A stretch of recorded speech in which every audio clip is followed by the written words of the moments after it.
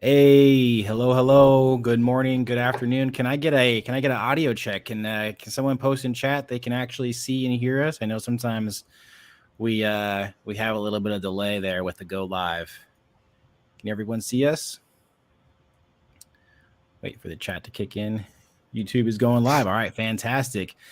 Uh Welcome everybody. Welcome Scott, Steven, Sam, Nathan, James, Dimitri, Christian, Rob, Sinisa, Richard, Curtis, Stephen, Greg, Mark. Welcome to the IT Hour. I see a lot of familiar names. We got people still joining in.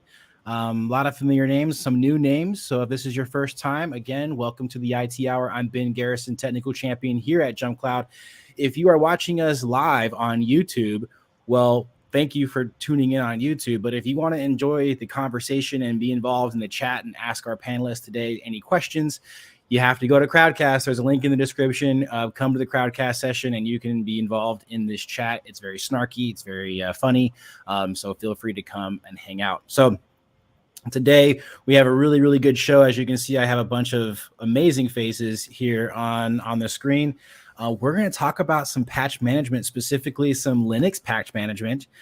We do have our IT hot seat. So if you know the IT hot seat, you're going to want to be here for that. We have some prizes to give away and some really funny IT industry news to talk about. And yeah, let's see. Look at the chat. We got, hey, James, Nathan, glad you picked the top 10 from Sam. Ben plays favorites. I do play favorites. I'm not ashamed of that. John Wiley coming back after missing a few of the IT hours. You know, we'll forgive you. We'll forgive you. You know, not everyone is perfect. So glad that you can make it back. Steven with the snarky, this chat, never snarky. Yeah, you're right, Steven. We're never snarky over here. Cool. So we're going to keep monitoring that chat. Linux, I'm out. Nathan, ouch. He's like, Linux, I'm out. See ya. Well, then fine. You don't get a prize, Nathan. Ha. All right. So to kick things off here, we have Tom Bridge. We've got Scott Reed and Josh Rowland. They are all of our industry giants and experts when it comes to system management, patch management. And we're going to be talking about that topic. We had a webinar yesterday. If you didn't miss it, or if you did miss it, you can still go watch it. If you go on to jumpcloud.com, go into resources and webinars, you can register to receive the video of that webinar. But yeah, let's just dive in. Tom or Scott or Josh, what were some of the key highlighted takeaway points from yesterday's webinar? Well, I'll give this a start here, and I think that really when it comes to patch management, it's required, right? Like this is an IT task. Whether you want to admit it or not, you've got to have a plan inside your environment to patch the operating systems. And so at Jump Cloud, we were focused on bringing that into our admin console and making those policies part of your day-to-day life. So I think that's the real big high. That's the number one takeaway. I think the other piece that folks need to recognize is that this is a time when patch management is absolutely required. If we look at the trends over the last 5 years, there's been a massive increase in the number of kind of 0-day and vulnerabilities that have been disclosed through the public disclosure process. Obviously, things like CISA and the National Vulnerability Database have made that. It certainly made the public disclosure of those vulnerabilities a lot more prevalent. And so I think that, that kind of really drives the impetus for admins to be prepared for those kind of patch events. Yeah, and I just want to chime in. I think one of the stats that Tom actually brought up yesterday, like 53% of the companies, right, of small business enterprise doesn't have a plan when it comes to cyber attack, right? So it's astounding. But then, sometimes I feel like they either think that it will not happen to me. It could be the banks, the credit cards, or they just don't know how to do it, right? And then during the webinar, Tom actually go through, the whole release software cycles, right? And he went through every stages. So I thought that was really interesting and insightful. So if you guys missed that, you really have to go back and watch it. later today. Yeah, and when we think about that software lifecycle that's out there that goes from release to review to adoption to maturity, that's the kind of cycle that Jump Cloud can help you maintain for your operating systems as of now. Whether those are macOS devices, whether those are Windows 10, Windows 11 devices, whether they are Ubuntu devices. And, that's why I'm so thrilled to have Josh here with us today to tell us a little bit more about how we patch Linux using Jump Cloud.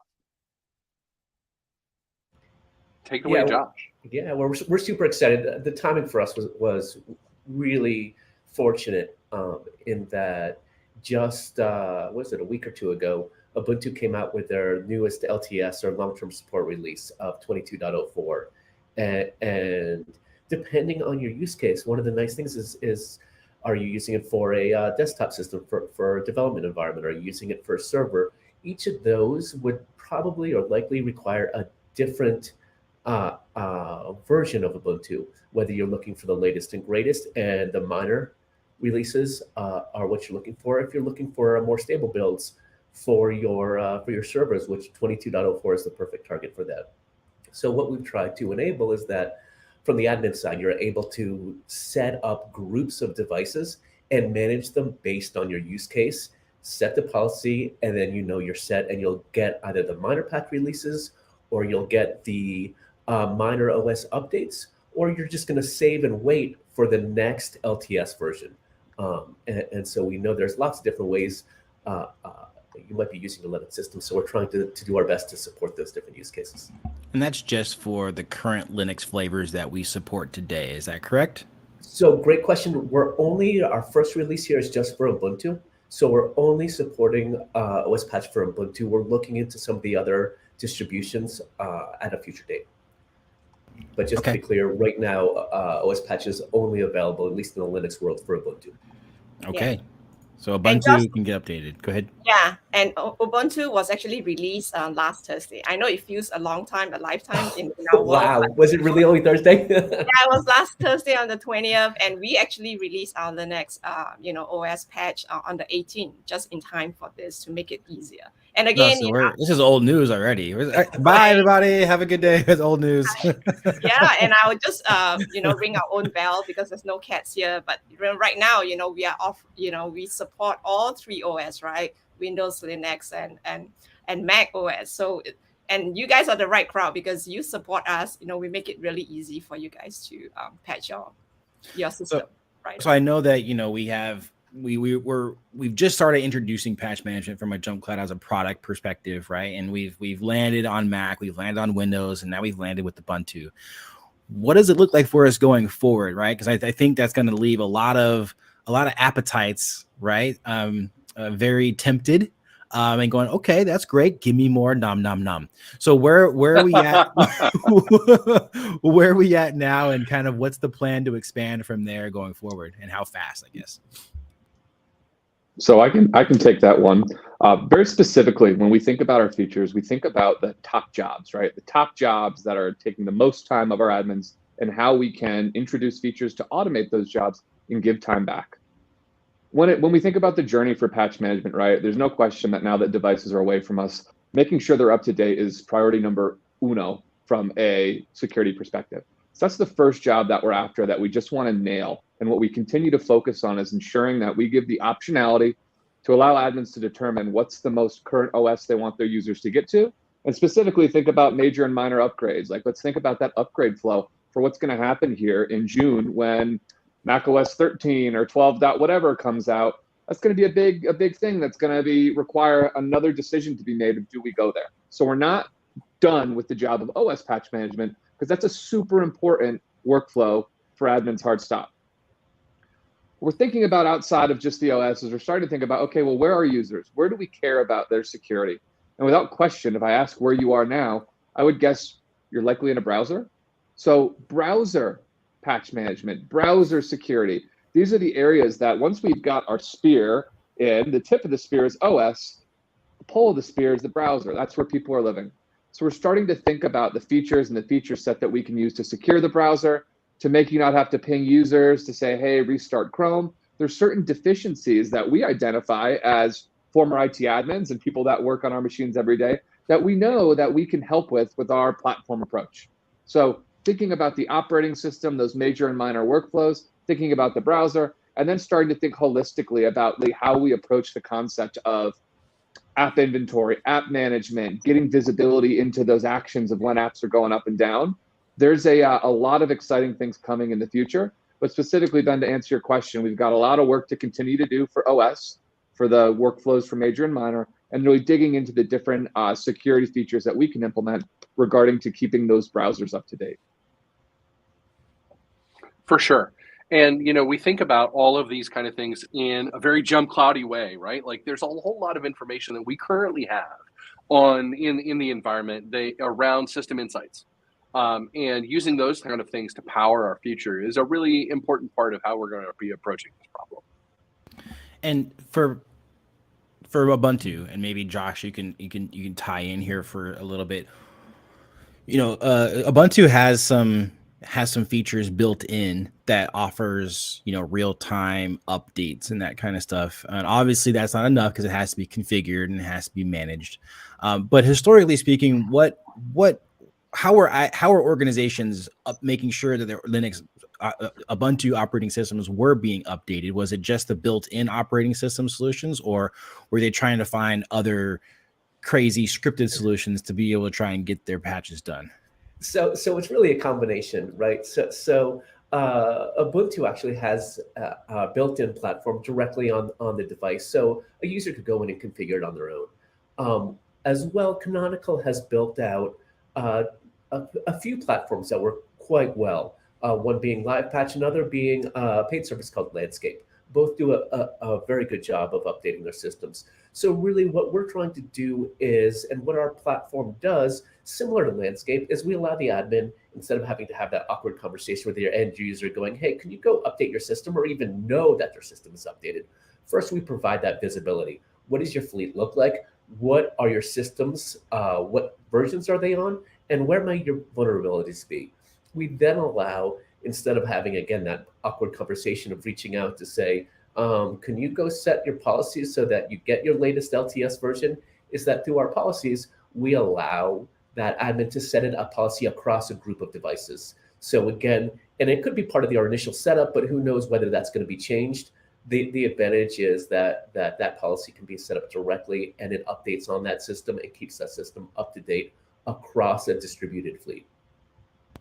But there definitely are some packages available where I think we really stand out, as most of us here have mentioned, is the ability not only just for Ubuntu, but also if you've got a Mac OSs in your fleet, if you've got Windows in your fleet, is you could do these all together across a distributed fleet anywhere in the world, and disparate OSs. Yeah, I think that's probably the key, is that we're focusing on trying to get that high level snapshot of all of, the assets and what their patch status looks like across the entire organization. Whereas obviously doing it on the system doesn't give you that visibility. You can't see what's happening. And that comes from a reporting, right, and a compliance standpoint of, can you prove that your systems are up to date? Well, yeah, sure. Let me write this script to just query all my systems on and wait for a day. Now we have that reporting directly in the panel for admins to go and look at and provide that for the auditors. So that's awesome. Before I let everyone go, because I know you guys are busy, any last little bits of information or things you want to touch on, or as it regards to patch management? Yeah, I'd love to throw out that Directory Insights has some pretty awesome new events that have started to be logged. I think last week you'll find new events types in the system service for major and minor upgrades, and these are cross-platform. So to answer your question, Ben, the donut chart that shows you the current state of your organization doesn't tell you when the sprinkles landed on that donut. What we've got with these new Directory Insights events, if you've got a timestamp to say this is when the agent identified this OS version change from previous to what the current patch version is. So super excited about that. And let me just tease that these bits of information will soon be coming to that overview page. So we'll provide a bit of a summary of events that have occurred over a certain time frame. So you can see, devices added, removed, and these events occurring over time, which hopefully should be valuable to you in your day as you, identify what's going on in your org. Now you can subscribe to these feeds with just a glance to say, oh, these are the number of devices that were patched, in the last 7 days, 30 days, and drill into that directory insights data to get even more data from the Explorer. Cool. Awesome. And real quick, we had a question from Christian, and maybe we can touch on this. Good question. Is there a beta test available for patch management? It's live. There's no beta. There's a fair use policy. If you start using it, you'll see that flow that's in product now.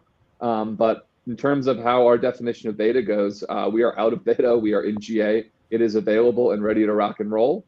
And with that, you'll find it on the policies tab. There's a new section for OS patch management that's got a pretty cool workflow when you're there for the first time. Click it, default policies are made. And then from that perspective, you know, the discoverability and understanding of how the policies work, just start clicking it, and the same defaults are there for you to use. There's no learning curve to figure out what settings need to be applied to take our best practices.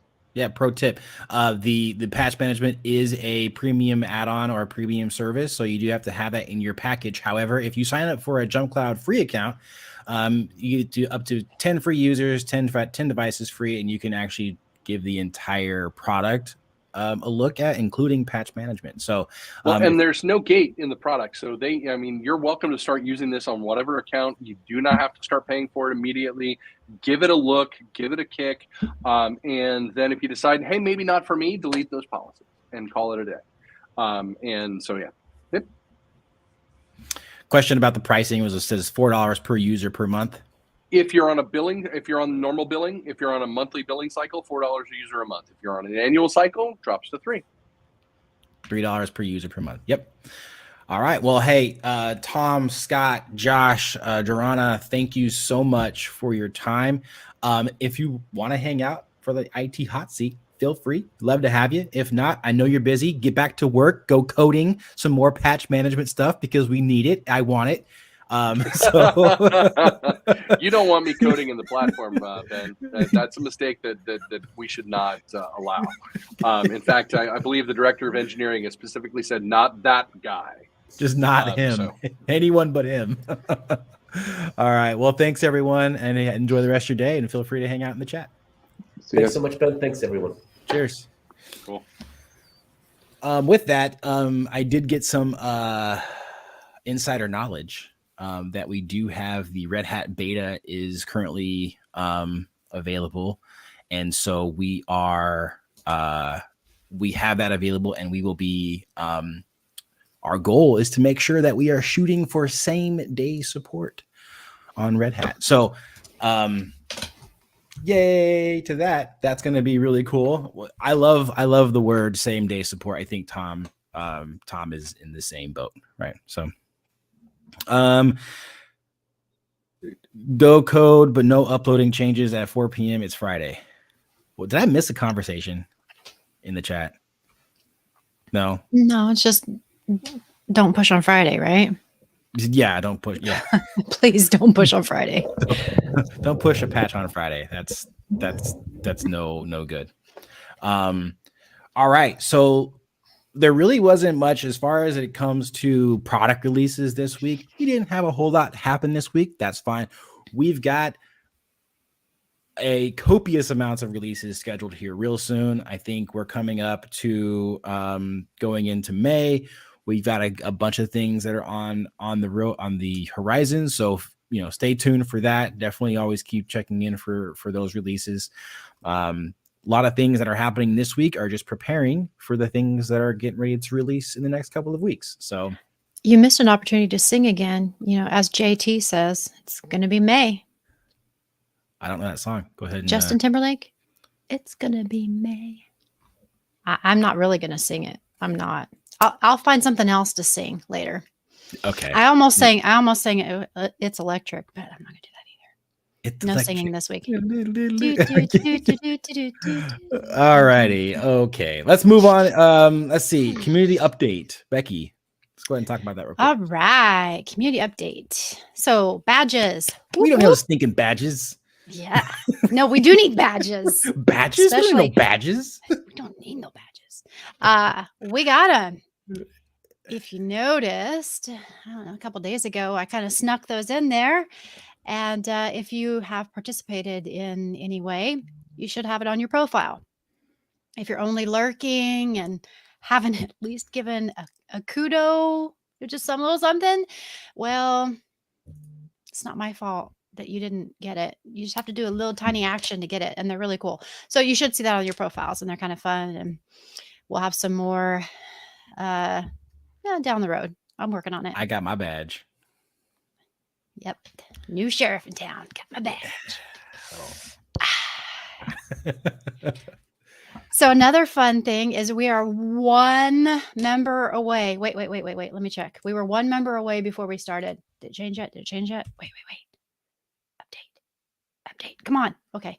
We're one member away from being at 200, which I think is pretty darn cool considering, we've only really been open about a full month. It's really exciting. And that is because of how awesome everybody in the community is. So thank you. It's really fun to see it grow and everybody participating. And we're just going to keep working at it and keep inviting people and growing.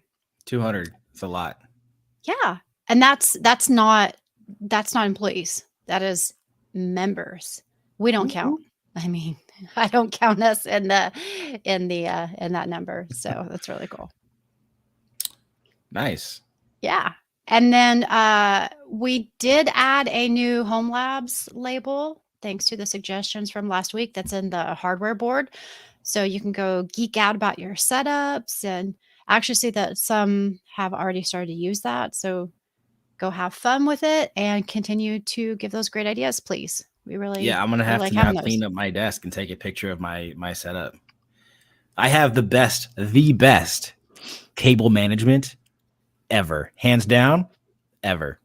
Oh, you should start a thread on that. Oh, I would management? not. I don't know. That's tricky because that can spiral. There are some people who really take cable management to a different level. I think we need a picture thread of everyone's. I would not share mine because mine is a mess. Like if you walk behind my, oh no, it's. I think there's actually a pretty. subreddit that is dedicated to just this, and it's it's interesting. New thread, pictures of your cable management and your setup. Yep. And then on Community Spotlight, I'm telling you, Full Gubby is killing it again. 2 shares this time on the scripts. Cisco AnyConnect command install and Sentinel-1 command install. I said this Spotlight section may just have to be the Full Gubby Spotlight section because wow, lots of great scripts. The full Gubby corner. Yes, absolutely. And if you haven't seen it yet, Ben actually shared a fun retro post about a hard drive from 1979 that they were rolling in on a great big cart. It's pretty fun to see how massive a 250 gigabyte. No, hard megabyte. drive. Megabyte. Oh, I meant to say megabyte. I was thinking megabyte. I said gigabyte. Yeah, 250 megabyte. It was the size. It was the size of a Gigantic. diesel engine. Imagine a diesel engine. My question is: the guy is wearing a full like follicle Like a clean bodysuit, suit. and I'm just thinking like, where did they learn? Where did they come up with the like that process of like we need to be in a a whole bodysuit? I wonder where that came up, but.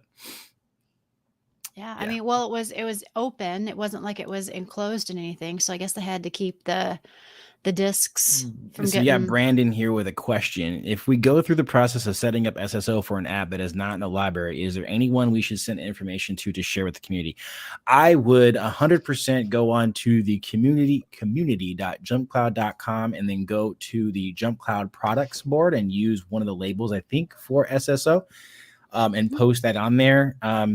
We would love to have that, Brandon. I think that's at least 5 kudos worth. So that'd be the best place to do that. Absolutely. That would be perfect. And then one more is Ryan Bacon, one of our Jump Cloudians, shared a quick script for populating user groups that he uses all the time. So I love it when people share things that make their lives easier. Just like, hey, I use this all the time. This works really well for me. And they drop it in there. Those are awesome because it helps other people grab something and put it in use right away. And that's what we're trying to do. And whether it is part of something you use on on your Jump Cloud product or not, like any other things you do. If you've got a PowerShell script that you use that is not Jump Cloud related, that's cool too. Just drop it in somewhere and help somebody out. We like that. Yeah. Just like Brandon in chat here, he's saying that he's currently in a project to set up SSO for a bunch of apps, so he might have a bunch of submissions from him. Look forward to it, Brandon. I love that. I have actually on my content calendar scheduled to create videos for a bunch of different SSO applications. But it's nice to see when people are integrating applications that we don't have integrations for in our library, which is, up to almost 800 applications. So, but that's 800 of a bajillion. I have no idea how many actual applications there are in the world. But yeah, it's nice when people do that because it's going to help somebody along the lines. And then we also get stuff. Yeah, we also get things in the Slack lounge like, hey, has anybody ever done this application? And it'd be nice to be able to just link them to the community board with something that's already been done. So yes. Yeah, and Keith, those Radius ones, yes, please go for it. He says Radius will need to add learnings too. So yeah, please, Keith, if you've got some of those handy, drop them in. If I don't have a label in there for something and you need, if it's a board where we require labels, we're really just doing that to kind of categorize things. If there is not an appropriate label, just let me know. We're doing that so that later on, as we get more and more content, we can break things out into smaller categories, and that'll just help us make it easier to move things. So if you need a new label, we can do that. Everyone's saying people are saying the feed died. Let me check. Let me check YouTube. Refresh the screen, maybe. 1 second. Let's see. It's still going on YouTube.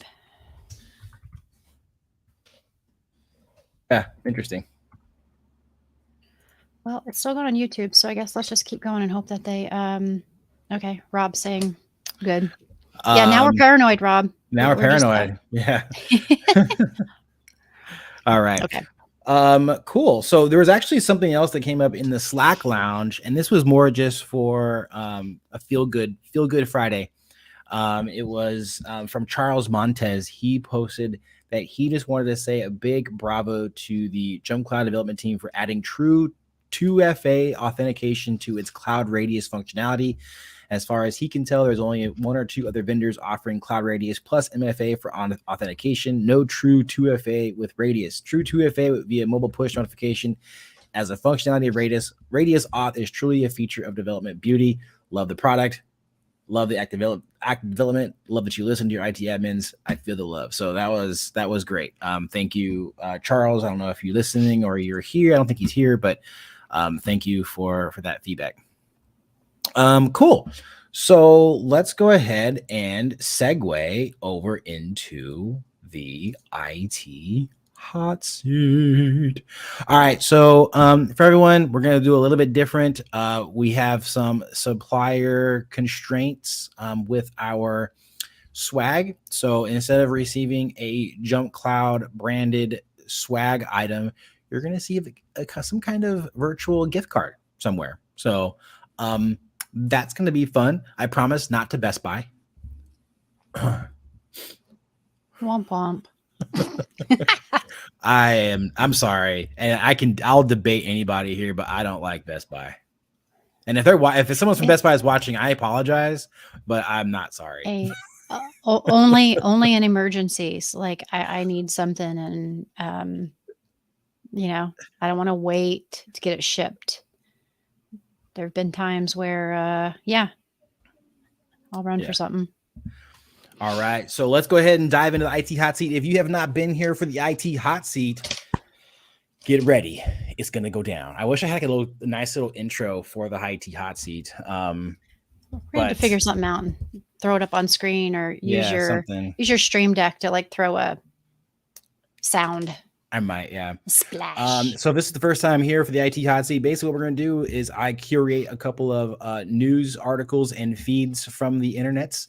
And I try to pick ones that I feel could spark some type of conversation and a little bit of a fun rhetoric or snarky comments back and forth. But sometimes they're boring, sometimes they're not. But the best comment in the chat will receive a prize from us. Like I mentioned, probably a virtual gift card or a virtual prize. So feel free to bring your snark. If you're on YouTube and you want to participate, you're going to have to be into the Crowdcast chat. So click the link in the description and come hang out with us over on Crowdcast. So let us begin. Let's look at the chat. Some people had to leave and come back. So if you, cool. Here we go. First up. Reported by Ars Technica. Is that right? Ars Technica, or is it ARS Technica? I don't know. Ars Technica. I've always pronounced it Ars Technica. I don't know if I'm right, but Ars Technica reports that Apple has made $100 billion. Did you do the pinky? $1 billion. Apple reported its earnings for Q2 2022 to investors on Thursday. Once again, the company beat analysts' expectations and posted massive revenues and profits across most of its product lines. The only category that saw a drop in year-over-year revenue was the iPad. Ooh. Well, Q2 largely included the months of January, February, and March. Duh. For that period, they reported $97.3 billion in revenue, up 9% year over year, with a profit of $25 billion. As an investor, thank you, Apple. Right. Now, Engadget also posted as well. This is all over the news. Engadget also points out, though, that revenue growth is slow. I just really feel like analysts and people on the internet, they just love to hate Apple when it comes to their earnings. I'm sensing a little jealousy, maybe. I mean, I just feel like it's always been, oh, it's going to fail. They're going to do terrible. They're going to do this. They're going to do that. And here it is now. I don't even know how many years after the fact, and they're still pulling in $100 billion worth of revenue. So haters going to hate. Yeah. It's John Wiley. So he was talking about the prizes because I said on one IT hour, I said the prize is a foot because we didn't know what it was going to be. And he says it's not another foot, is it? Well, you know what, John? I sent out socks. Were you listening? Yeah. We said it was going to be, like cash money. Well, not cash money, gift card. Gift card. Come on, John. I sent catch out up. socks. Okay, John. So someone got some Jump Cloud branded socks. So their feet are warm. So you can just go ahead and keep it. Rob says, honestly, this crew can snark on pretty much anything. Thank you for the compliment, Rob. Right? That's so sweet. And of course, we brought in all the pirate themes. So Nathan with the R's and Keith with the ARG. And then Rob says R's because pirates. So you're right. Ars Technica. Ars Technica. Yeah. He also said 222.22 hashtag Musk Twitter. Musk Twitter. Got a little Elon joke in there, huh? Okay. And then Brandon saying this can be summarized as investors can never be happy. Ain't Capitalism that the truth? Requires more money. Say that more, hashtag. More money. Keith, meet expectations or else sword. Sword emoji. Yeah. Yeah, those investors are brutal. Yeah, they're I just feel like all the analysts out there are always just like, yeah, well, they did this, but they really struggled on the iPad. And they're gonna have a hard year. They're always saying they're gonna have a hard year. Then Apple was like, but did we though? But did we? I don't think we did.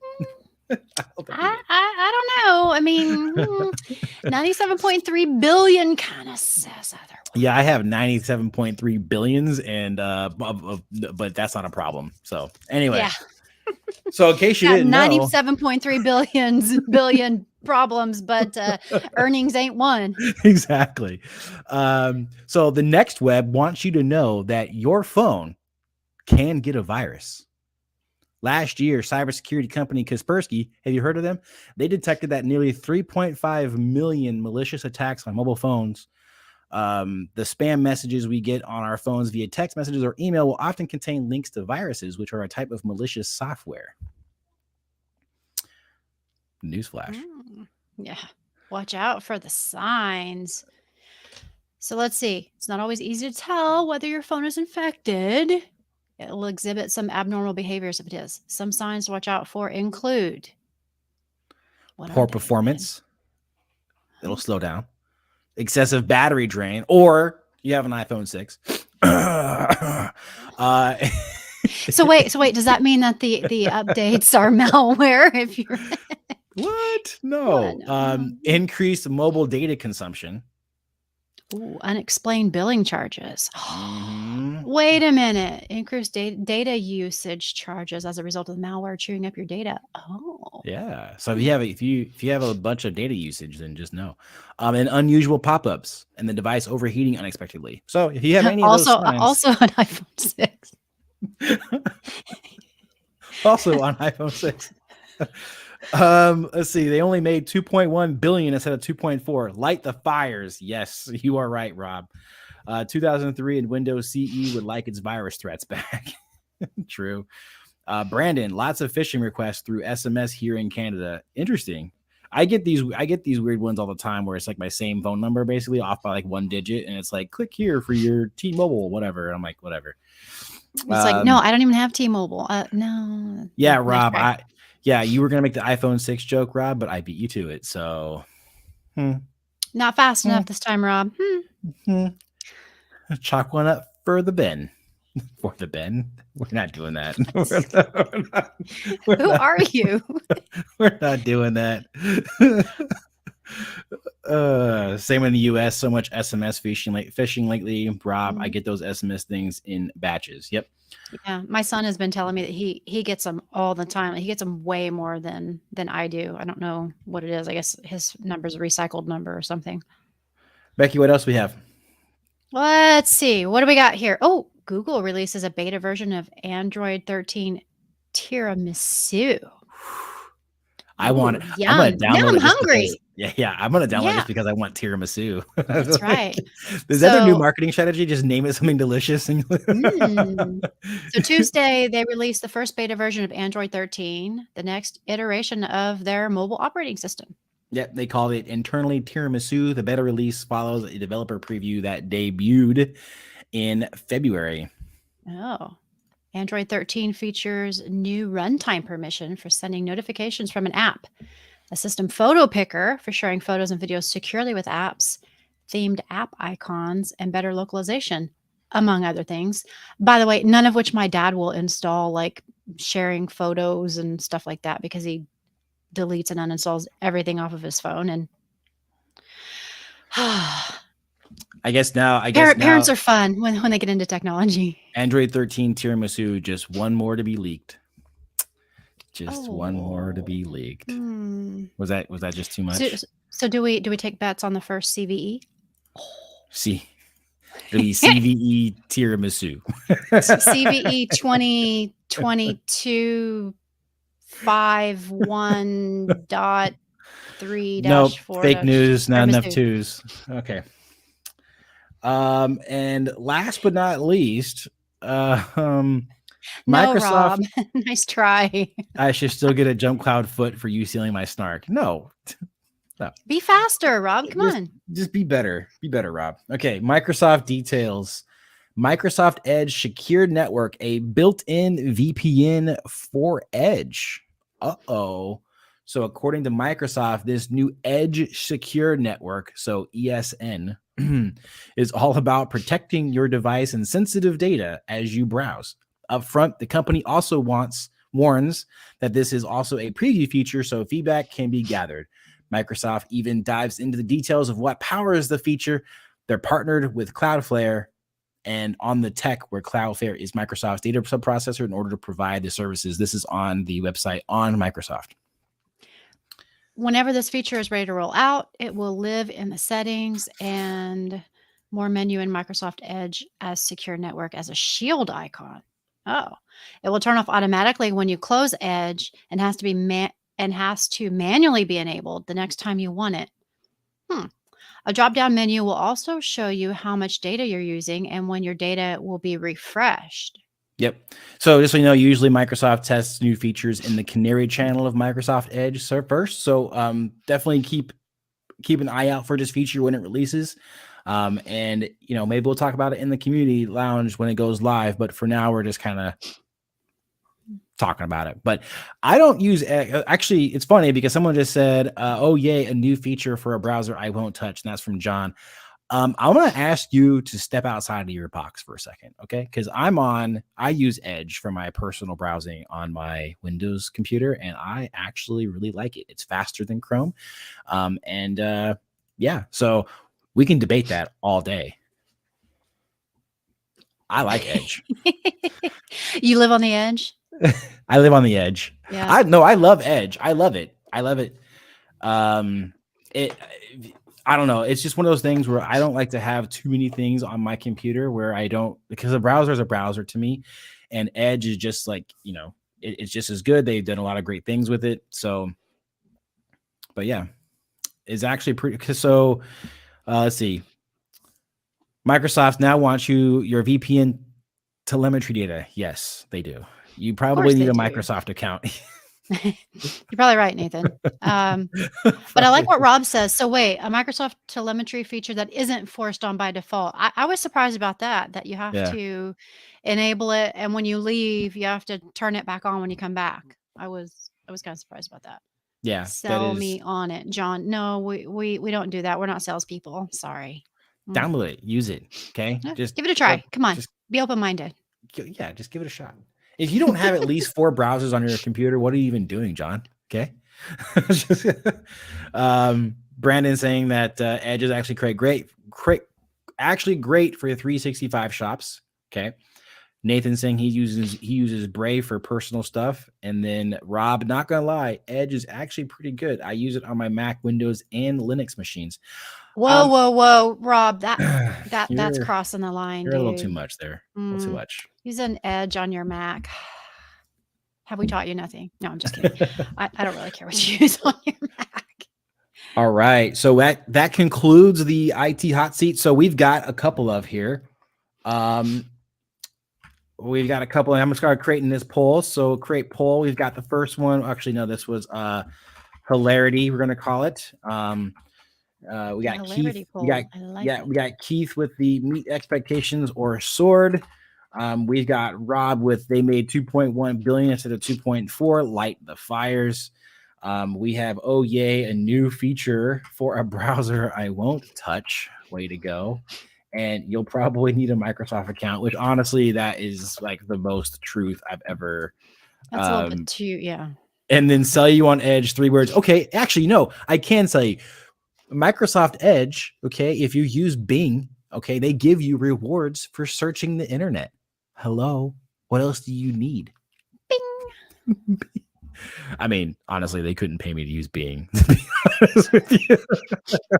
They're trying. It's not working. What? Bing is terrible. Actually terrible. It's about as bad as DuckDuckGo. No. Now, last week you said you like DuckDuckGo. I like it for certain things, but for whatever reason, whenever you use DuckDuckGo, you get the boring version of the searches. You don't get half the results. So that's why I felt about Bing. I mean, I haven't used it since it first came out because I got such terrible results. I'm like, no. If you want, the way I look at it is if you want the adult version of a search engine, go to Google. If you want the college kid version of searches, then go to DuckDuckGo. All right, polls up. I wish I could still use Ask Jeeves. I mean, just for fun. Microsoft Rewards. Microsoft Rewards is the worst mentally, but you can get Xbox Live money. I do like Xbox Live money. Rob saying he forced himself to use Bing after a couple of months. I actually got good. Bing Rewards equals see shiny object over here. Yeah, you're right. So while we're waiting for that, we do have just a couple of things to talk about. So webinar on May 12th at 12 p.m. Eastern Standard Time is the Unifying SSO and MFA to Reduce IT Complexity. For SMBs, one reason IT can be such a heavy lift is the assumed number of point solutions needed to enable security and easy resource access across organization. If bigger companies are struggling to manage multiple tools, even with dozens of people in the IT team, how can SMBs possibly do the same with a fraction of the headcount? Answer: Jump Cloud. Red.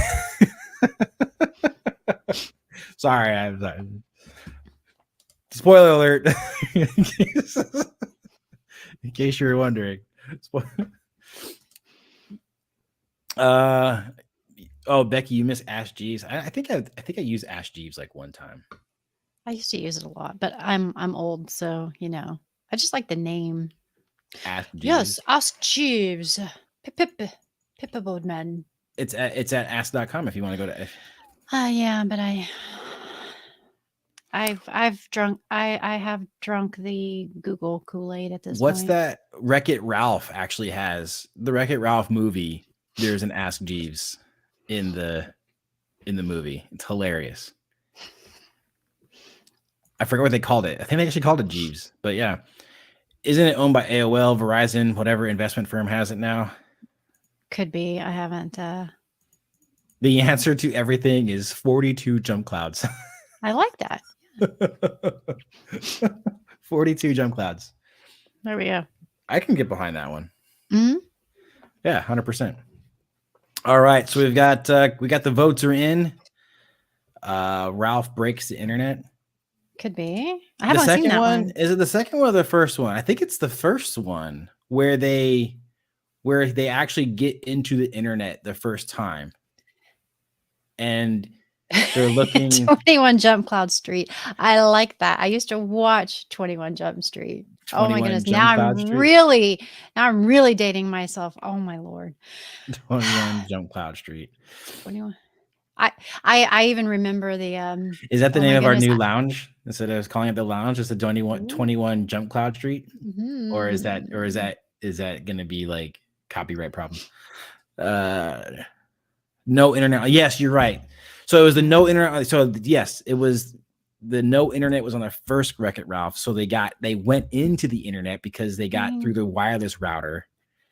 Okay, buzzkill, Stephen. You're right. It might be a legal nightmare. You know what, Stephen? I don't need your negativity. Okay. I do remember the theme song for that. Oh my goodness. I wouldn't start my Fridays any other way when possible. Thanks, John. Hey, we don't have very many votes on this poll, people. Come on. What are you waiting for? Yeah, we only got 6 votes. 6 Come votes. Come on. There's like 20 people in here. I lied. There's come on. And we know 14. Rob's voting for himself. So come on, we need more votes. Of course Rob is voting for himself. Well, I mean, wouldn't you? I mean, come on, it's only natural that you vote. Plus, he can't win again. Come on. He can't win again. Oh. Stephen called you Benjamin. Ooh, that's serious. Benjamin. Listen, Benjamin. You know, it's funny because I always found that when like fancy people always use their first name, middle name, and last name. That's all. Benjamin Michael. Fixed. I want my foot.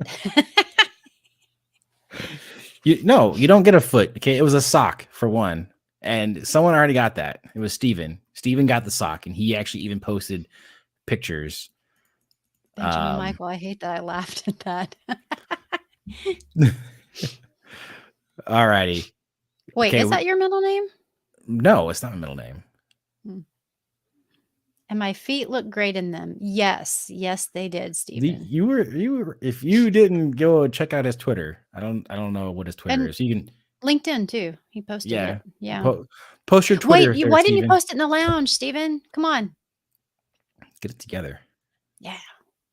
All right.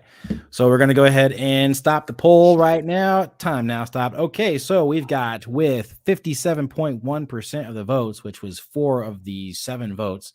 They only made 2.1 billion instead of 2.4. Light the fires. Rob, again, with the win.